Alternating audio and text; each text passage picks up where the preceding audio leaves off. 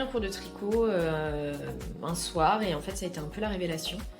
Et je me suis dit, mais d'où vient la laine, où sont les moutons, etc. Et c'est comme ça que c'est venu en fait. Du coup, cette laine-là, elle vient de la coopérative qui se trouve en Ariège, qui s'appelle Laine Paysanne. C'est des laines qui sont non teintes, c'est-à-dire que en fait, la couleur dépend de la race des moutons et du mélange des toisons du coup qui est fait au moment du fil. Et là, on est plutôt sur du mérinos.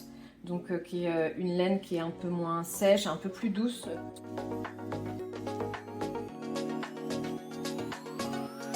Les machines à tricoter datent quand même d'il y a un certain temps, puisqu'à l'époque, notamment des grands-mères, c'était plutôt aussi le principe de l'économie familiale, c'est-à-dire qu'on tricotait des pulls, on tricotait des écharpes, etc. pour toute la famille.